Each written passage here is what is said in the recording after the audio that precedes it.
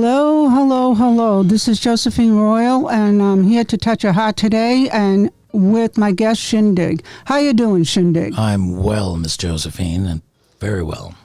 Well, let me tell you something. ShynDIGG is going to touch your heart today, and in a special kind of way with music. And he's going to tell us all about his journey with music. So tell us, how did you get started with music? Well, first of all, what I would like to submit to your fan base, one feel about Miss Josephine having some kind of on-air moniker such as DJ Royal. Send your, we're doing a poll, so send them in and tell us how you feel about that. And if so, then we'll just go ahead and just call her DJ Royal. Yeah. I like it, personally. I do. And he'd be my sidekick. There you go. Go ahead. So, music. Well, I guess first of all, I was born, and then I heard Dionne Warwick and the Beatles and Peter and Gordon and Cliff Richard, and I was right in the middle of the British invasion. Actually, it wasn't an invasion because I was born in England. So when I moved to Jamaica at 5 with my parents, I grew up around rocksteady and all the American music that was available at the time. Motown, Sam and Dave, Otis Redding, Mamas and Papas, you name it. And also through the medium of television, But in 1969, the Jackson 5, that was a group that woke me up. Michael's voice in particular. And the fact that two of the brothers played bass and guitar, respectively, that was my inspiration for picking up an instrument. Very much the same way the Beatles had inspired so many in the early 60s to pick up guitar. It was just one of those things. So my love carried me through to this day.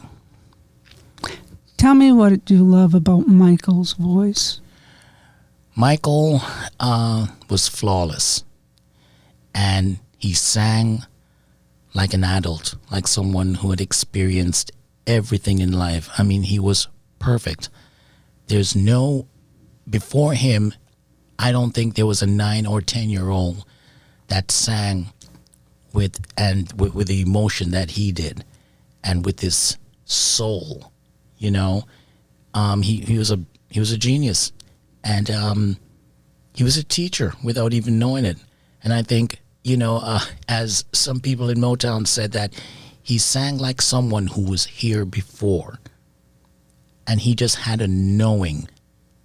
And that was his thing. And that drew me in, even although I didn't know what it meant.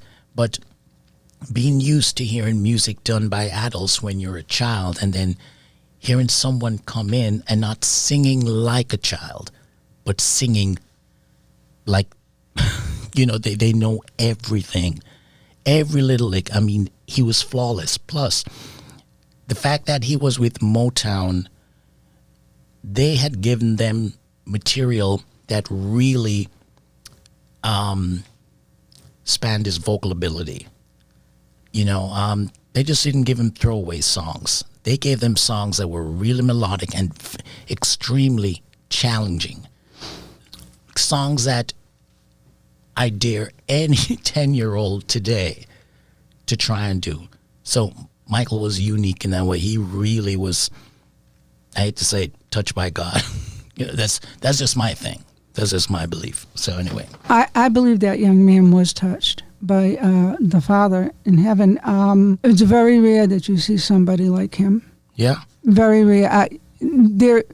There are other people that have seen few and far in between that are touched in a special kind of way, but they're very rare. Yeah. I think with Michael Jackson, before Michael Jackson, you had some kids, Frankie Lyman, the Five Stair Steps, the Osmond Brothers, but they were trying to be small adults. They didn't have that knowing. And then Michael comes along, and Michael sets a new standard. And then all the other kid groups that came out wanted to be like him and his brothers. He really changed the landscape of singing for that age. It's like you have to work harder than you thought you were before. You know, this isn't just about singing melodies nice and clear and as they're written on paper. Here's a guy that knows how to sing it with certain inflections, a certain depth, growling, singing about adult material and making you believe it. And that's the thing about a song, is that if you're singing a song and you make people believe what you're singing, then you're doing your job. You're really bringing out that center within yourself and pouring it on everyone else and making them feel it. When did you, how old were you then? I was 9 or 10. 9 or 10. So did you start playing any instrument, or was your voice your instrument? I immediately wanted to play guitar, but Michael brought my voice out. I didn't know if I had perfect pitch or whatever. I just started singing the songs. And whereas everyone else was collecting stamps or goldfish or whatever it is that we did at that age, I bought records. And that's the first time that I spent my money to go and get something that I wanted. And a 45 was 75 cents. That was a lot of lunch money to save up to get it. But I was determined to get it. And I played that record over and over. And just, I guess, study it. And I would just sing along with him, and it was the greatest joy for me. And when I knew I couldn't reach notes that he did, I struggled and I practiced till I got it. And it was the happiest day of my life when I knew I could hit like, all I need, you know, at his pitch. I felt like I'd accomplished something. So that's, Michael, I don't think I would have been a musician, probably not anywhere as serious as I have been or had that deep love, if they didn't exist. Because for me, it was about the 5 brothers. I mean, I loved Michael, but I loved brother. I thought Jermaine, his brother, was a great vocalist, you know, as well. And I'm still a fan of his 14-year-old voice at the time. And the way that Motown had produced him to have this interplay of vocals coming in and out, it didn't sound monotonous with Michael doing it. You know, his brother came in and they just played so well off of each other. And they had, thank God for Sly and the Family Stone, who had come out 4 years previously, because Sly brought this whole new style to music of having multi-vocals within a song. And that's what Motown adapted and pushed through the Jackson 5. So the timing was perfect. Now, that type of music, did you just fall in love with that type of music or different types of music? I fell in love with that type of music, Mm-hmm. you know, and for me, for quite a while, I was just stuck in a Jackson 5 tunnel. Mm-hmm. But my older sister got me into the Spinners, Al Green, the Ohio Players, Earth, Wind and Fire. And I think the Jackson 5 sound had started to wane. I didn't want to admit that to myself as a fan. I remember my older sister and I almost got into a fight because she teased me and said that Jermaine wore a wig. And I was like, no, he doesn't wear a wig. And I was crying and everything's like, you couldn't say anything bad about the Jackson 5. That's how much I was devoted to them as a fan. But I fell in love with that sound. You know, it's like I knew I liked music, but it was just there. You know, I could have been a commercial artist, you know, if the Jackson 5 hadn't existed. But when the Jackson 5 came along, yes, this is it. This is what brought me into music and then splintered into a whole bunch of things. Tell me, when did you form a band? How? Where did you go? And what did you do? Well, as a kid in my teenage years, all I did was dream about being in a band. First, I wanted a Jackson 5 kind of thing, but I didn't have any brothers, so that was one, you know. But as I got into the Ohio Players and Sly and the Family Stone, and, you know, as you remember, there were just so many bands at that time.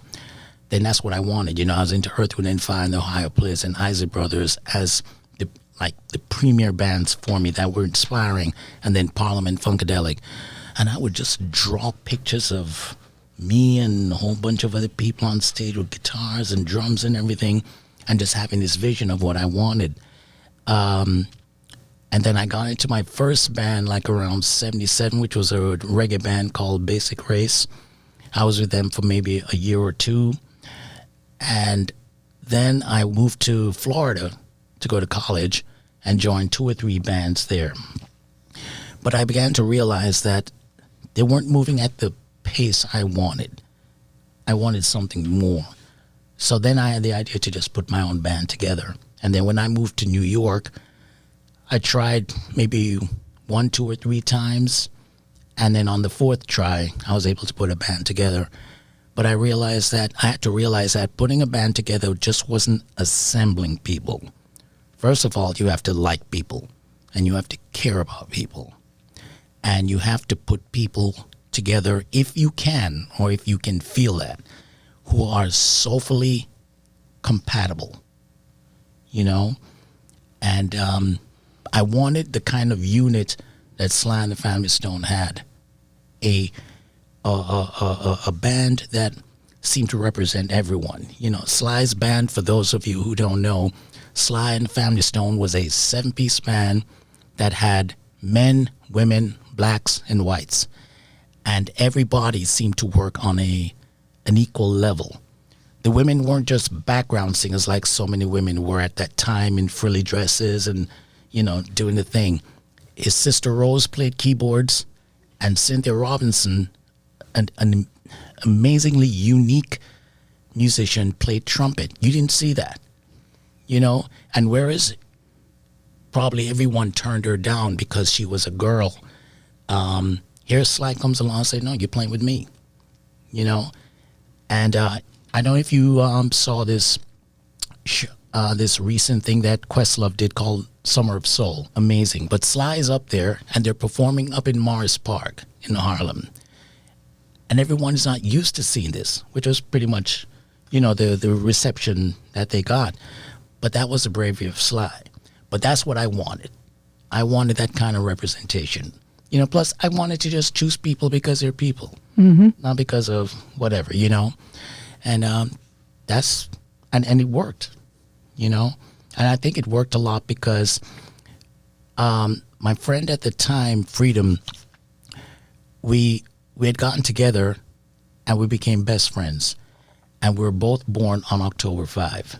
So we had we had something between us, a knowingness between us. And we felt like with the two of us, we could do anything and pull people together. So it succeeded, you know, because of that for about 10 or 12 years. Yeah. Well, where did you travel to and how did you? Well, in the States, we traveled to a lot of colleges, upstate New York, you know, Virginia. God, I can't remember. But we traveled a lot.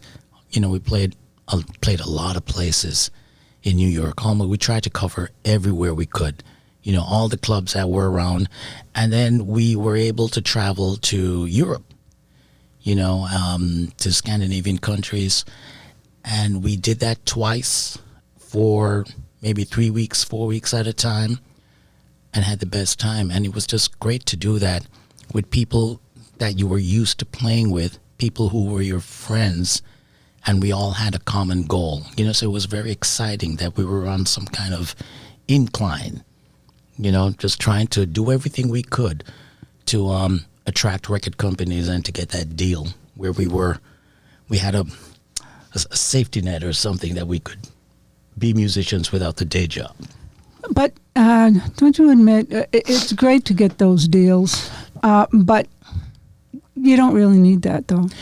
At the time, it seemed to be, I mean, it was the thing. You know, they had the monopoly on the whole industry, and that was the thing. You get as many people on your mailing list, you play as many shows, and you draw as many people, and you show the record companies that you have drawing power.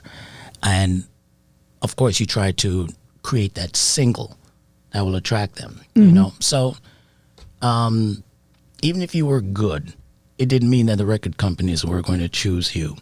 But I'll tell you what a friend told me much later, which just helped change my attitude, because I was just going on about getting a record deal and everything. And he said to me, my name Calvin, good friend of mine, Calvin Gaines, he says, you don't need a record deal. You are the deal. And I took that attitude and I ran with it, you know. And that was in the early 2000s. By that time, I'd given up on chasing record deals. I felt that we had tried 10 or 12 years.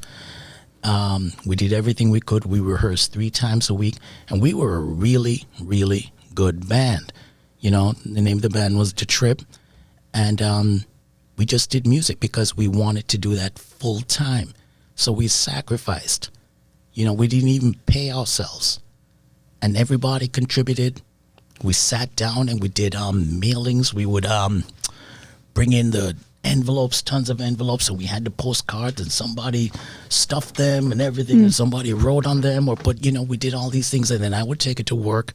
I worked at a major record company. I can't say what it was because they might trace me. But anyway, I would take it to back to work at a major record company where I worked, and I knew people in the mailing room, you know, and they would, you know, I said, listen, man, they would just like buy me lunch, and I would give them the whole mailing, and they'd send it out for us, you know. Yeah, but don't you, when you look back on that, don't you feel like you were a family? Oh, yeah. You were a family doing something that you believed in and enjoyed. And I think I look at that. I look at some of the people that are doing it now, and I'm watching these people, and it's kind of unique, I would say, but I wouldn't want to be them because everybody wants a piece of them. Yeah. Well, you know, yes, we were like family for a lot of years. And when it was finally over, I think we all started to realize that we were possibly exhausting everything. You know, we're getting older. And I think what happens in a band situation, I'm not sure it happened with us, but I think it's kind of safe to assume that when you're fighting so hard to get a record deal or something of that magnitude, if it's not happening, frustration sets in. And then cannibalism sets in. Meaning fingers start pointing, it's your fault why this isn't happening, and we're all pointing fingers at each other. And that inner frustration gets in and it starts to separate. And I think it's just a way of people saying, I need to get out of this and go my own way. And that's what happened. And we separated in 2000, and it was heartbreaking for me, I have to say. It's like I was so used to living one way, I didn't know how to live any other way. And I ended up hating music, and I just wanted to study computers and be done. But it fell back into my lap, and then I decided, okay, this is about the 3rd time that I tried to get out of music, and it came back to me. So I said, all right, God, if this is what I'm supposed to do, then I'm going to do it without expectation. And I'm just going to do it for the pure love and talent. And then I decided just to become a recording artist. Because I thought about trying to put another band together, but I said, there's no way I'm going to be able to find people like that. Or even, do I want to even go out and try to, I just didn't want to, you know. So I became a recording artist as opposed to being a performing artist, which we were in the 90s. So we didn't, in the 90s, we had put less attention on finishing stuff because we were looking for somebody else to take care of us. So at the end of all of that, when I looked around, I realized, I said, wow, we have a lot of pictures, we have a lot of cassette tapes, we have a lot of demos, this, that, the devil knows what. But we don't have anything that says this is truly finished. So from that point on, I decided that if I'm going to continue, then everything I do has to be finished, where I don't have to return to it and I can move on to the next thing. And it took me 5 years to finish my first album at that time. But I finished it. It was a good feeling, and it set a new standard for me. So as a result, I'm working on my 8th album at this point. Is that where you got Dig Deep? Yes. You really dug deep, right? Yeah. I figured, you know, life is truly shallow, you know, and I just felt like I had to go for something further, not knowing what that was. And even musically, it freed me up of trying to tailor make things for the industry, because that is a fickle arena. You know, it comes and goes. It doesn't wait on you. It doesn't necessarily respect what you do. And you just can't hang on to the days when an A&R person really stuck by you and they tailored you and they took care of you in the studio. That was all gone. Mm-hmm. It had become a business. Napster came along and put music out there, and I think a lot of things became devalued. Well, let me ask you, some of the music that you have, is it out just on Spotify? Is it out on YouTube? It's on Spotify, YouTube, CD Baby, Bandcamp. I'd actually, within the last 20 years, a lot of things came up on the internet, and you would try to put your music out there on as many things as you could. But it was just placing it there, and all these websites were just a way of trying to get you to get the premium aspect or the level of it. And you realize that a lot of people weren't really visiting those places. So I started to scale it down and just put it on certain places, and I started to put my website together finally about 2 years ago, and just on a few places, and tried to direct people to those places. Tried to direct people to the places that seem to be truly working as far as traffic. So it came down to just YouTube, Spotify, and as I said, my website or CD Baby. Tell people where your website is. My website is at www.diggdeep.com. And Dig Deep is spelled DIGGDEEP. The music is also available at bandcamp.com/digdeep. So you can find ShynDIGG, and I love that name. How did you come up with that name? If I remember correctly, I used to go to these jam sessions in New York. Usually the open jam sessions would be on a Sunday. They were at this place called Dan Lynch, which was very popular. It was on 2nd Avenue and 14th Street. There was another one also on Bleecker Street, a major club. It'll come to me. It's escaping me right now. But Miles and Thelonious and all those type of cats played there. Anyway, you had all these open jam sessions all over the place. And one day I'm at this jam session, and my given name is Michael. There are 4 other Michaels on stage. So the guy, I can't remember if it was Frankie Paris, God rest his soul, he's gone, or one of the Holmes brothers. And they're, usually they would introduce the people that were playing. And so the guy, Michael this, Michael that, Michael that, and he's come to me, what's your name? And I just said, ShynDIGG. And he's like, what? And I said, ShynDIGG. He said, okay, ShynDIGG on bass. And it stuck, because I didn't want to be, if you shout Michael in the middle of New York, probably 1,000 people would turn around, So I wanted something that would just center on me, and that's how it came up. But what were you thinking that ShynDIGG? I don't know. I felt I was like a party type of guy. Sometimes maybe not, maybe quite the opposite. And it's just one of those things where there was just no reason for it. It just felt good, And I just said ShynDIGG.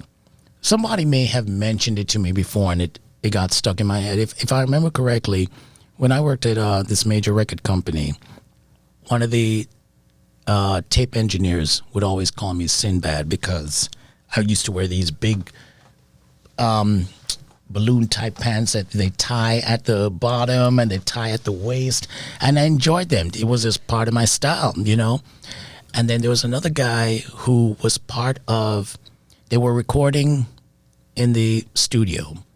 Branford would come in, or Spike Lee, or somebody like that, And this guy who was part of the crew, I don't know if he heard, and he kept saying, "Hey, ShynDIGG," and I'm like, "It's not ShynDIGG, it's ShynBAD." So I just thought he was getting it wrong, and he did that 2 or 3 times, and I kind of just like, "Hey, whatever," I just didn't correct him, and I think it stuck in my head. Just so you know, those pants are still around. They right, Just so you know, that's my kind of clothing. Yeah. So I just like, ShynDIGG, I didn't have time, and I just said ShynDIGG, and it just stuck. The group liked it, and it became me. Everyone started addressing me that way, and I knew that even somebody told me, he said, I ran into someone in L.A., and I said, "Do you know ShynDIGG?" And they're like, "Wait, ShynDIGG the bass player?" It's like, yeah, I mean, there was no mistaking, So if it went that far, to be identified, and there was no mix-up. And, of course, I gave it a different spelling. I spelled it ShynDIGG, and the real spelling is ShynDIGG. And I also loved the show ShynDIGG when I was a kid. So maybe that's, who knows. Tell me, where do you hope to go from here? Oh, man, I want something in a movie. I want to be able to play again. It would be great to get a band together and everything. But, now I have a family. We have a house. We have a good life. So it's a different kind of challenge, But after recording so much, I would love to. I'd love to be able to play live again and to play for real, not doing acoustic because it's a substitute or whatever, getting people to record songs I've written or to work with as many musicians as possible, and to make my living by music only. I don't want to do anything else, to be quite honest. Anything else should be secondary. I just really love music. Just this weekend, a friend of mine came into town, one of my best friends, and we ended up doing a session. And I wanted to cut a single on him. And we spent hours doing this. And we were in heaven. Just recording. No interruptions, no nothing. It was just great. And it's like you want to wake up doing it. I just want to wake up, record, play on somebody's material. You want to play on somebody's material. Did you ever put yourself out there to do that? Oh, yeah. But I think the musical landscape changed. Mm-hmm. It is hard to find people who want to just like sit and be patient for something. As my son said the other day, he didn't have time to be patient. And I think that's where we are. We don't have time to be patient. And I think my observation, I feel like for the last 20 years, I think the American Idol mentality has taken over the people. I'm not downing American Idol. I watched it. It's a program, and I enjoyed watching people get cut. People who thought they were super great, and just watching the Simon Cowell's behavior of just, cutting any kind of delusions that people may have had about themselves. But anyway, but it has that wave went over into society, and I saw it evident in musicians. So it's not very encouraging to try and get out there to work, because nobody wants to. It comes in the form of people not returning calls, not turning up on time, things of that nature, and everyone thinks that they're a leader and they can do it on their own, and the platform has granted them that, beginning with MySpace, and having what am I trying to say? Recording mediums that are pretty much easy for people to learn. Now, that's not wrong, but the mentality that, oh yeah, I can do this by myself and I don't need anyone else, I think has taken on an astronomical sense of, mentality. I think people forgotten that they have to work for something. Exactly. I think people forgotten that practice makes perfect. Here's what I was leading to. American Idol, I think, gave a lot of people the idea of a shortcut to fame. So whereas I knew what it was like to rehearse and to spend 2 or 3 hours on something with a band drilling stuff, I'm not sure that exists anymore. And people want to go in and audition and go to the next level the next week and so on and so on and hit it. And that's it. Once in a while, you'll see somebody that really has that. Absolutely. Once in a while. But some of the stuff, whoa.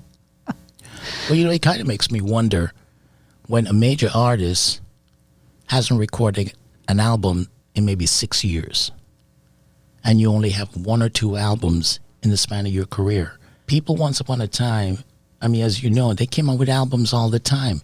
It was time to go back into the studio and do your music. But I think a lot of people have become more interested in being famous or being a part of the entertainment world. Mm-hmm. And it's like, no, an entertainer is Sammy Davis. An entertainer isn't because you're in the entertainment field. You must deliver. Mm-hmm. Constantly. This is your day job. And sometimes it's your night job. You know? So you have to convince me that you spend a lot of time on your craft and you just didn't do it a week before just to make this show and then you go on vacation. You know? Mm-hmm. So that's just my observation. I have no feelings either way about it, you know? Yep. Yeah, no, you have to work hard. And whatever your job that you do, whatever gift that you were given, you have to cultivate it. Absolutely. You have to cultivate it, whether it's an office job, music, dance. You have to cultivate it. Yeah. Even being a homemaker. Anything. It has to be cultivated, because if it's not cultivated properly, it's not going to come out right. Listen, when my dad asked me to weed our lawn, I had to do it properly.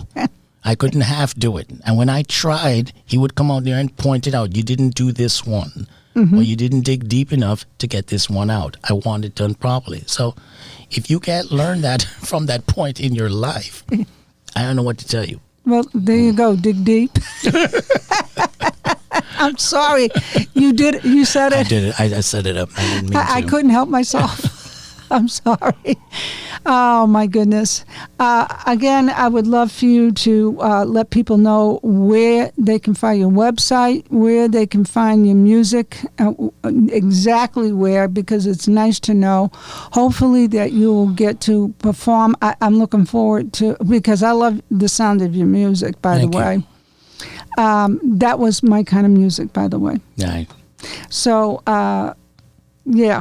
Well, what I'd like to, if there's anyone out there that's looking for material to play, I would appreciate being played on your radio shows, any radio shows that you may have. I would love to be able to submit something and to have it in rotation. You know, nice. That's another way of trying to get out there. You know, nice.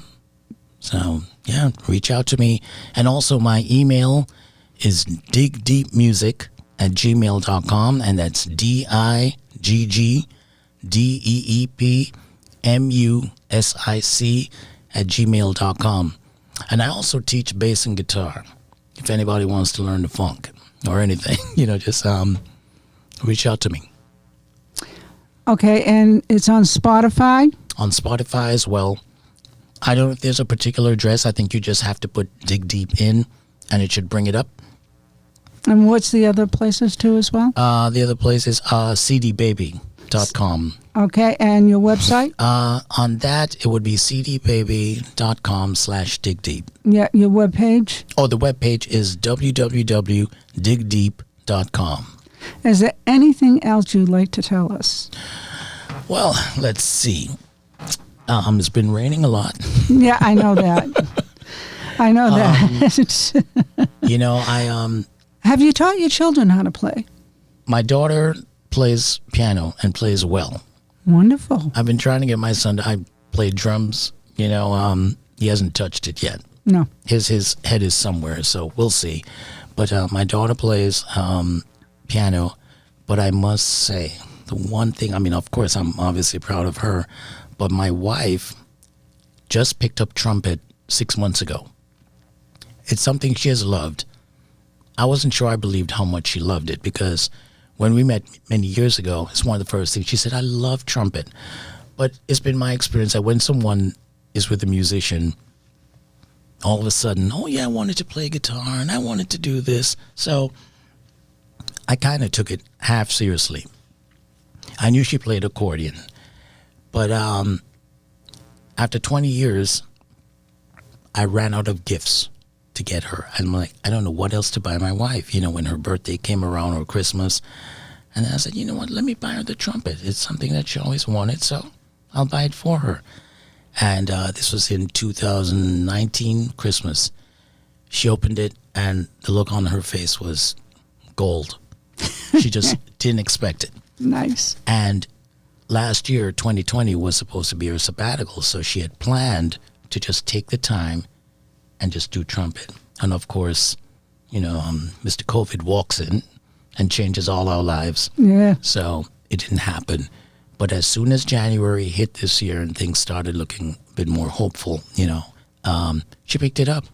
And she found a teacher, a friend of mine by the name of ShynDIGG Jenkins, who is a trumpet player herself in New York. Not only is she a good trumpet player, but she's a great teacher. And my wife has been practicing diligently, and it's not an easy instrument to play. If you can't get a good sound of a trumpet or a violin right away, you might want to question your path at that point. But she's been blowing, man, and she's learning and she's doing well. Great. So it's actually got to put her on a record that I'm working on, a single I'm coming on. I found something that I thought was easy enough for her to play, and I just wanted to give her the experience. So she's on one of my tracks. Wonderful. She's on one of my tracks. Maybe we'll get her in here. That'd be great. She's going to say, "Oh, but I'm not good and everything." But we'll get her in here to get her to play. Yeah, Get her and to play. and she has so much to speak about, because other than that, Yeah. she's an educator. She's a professor, and her work with education is vast and something she's been dedicated to since I met her. She has worked with nonprofit organizations in New York, and she's a great teacher herself, and she's a mover. Her students are just encouraged and inspired. I hear her because our offices are across from each other, lower level, and I hear her, and she's like a motivational speaker. She has that kind of energy, and they get good grades. She teaches adults, people who are doing PhDs and That's so wonderful. forth. So she has a lot of experience and has so much to share and offer. See, that is a wonderful thing in this day and age. A lot of people need encouragement. Yeah, Nobody realizes life and death are in the power of the tongue. exactly. And if you can encourage somebody in their walk wherever they are, Yeah. and whatever they're doing, especially in education, Yeah. that's going some. It's like when she's teaching, she doesn't exist. She doesn't think of herself. She's so much more about taking everything she has within her and just pouring it on people. So it's a great quality, No, that's a gift. That is a big gift. There's a lot of gifted people out there in different areas. Some in music, some in education, and some just they have a gift and they don't even know it. Right. So I thank you for coming. It was a pleasure to be And here. we did this again, and I can hear you clearly. I can too, and I hope for the best. I mean that respectfully. Today, Malden, I had a wonderful guest, ShynDIGG, and I love that name. I never heard that before, but I love it, and I hope he touched your heart. I know he has mine. And look up his music. You'll definitely enjoy it. He'll lift up your spirit. And again, what comes from the heart definitely touches the heart. And today I want to encourage you, look in on your neighbor, especially if they're elderly, young at heart. Look in on your neighbor. Just say hello, drop a card, bring a mail.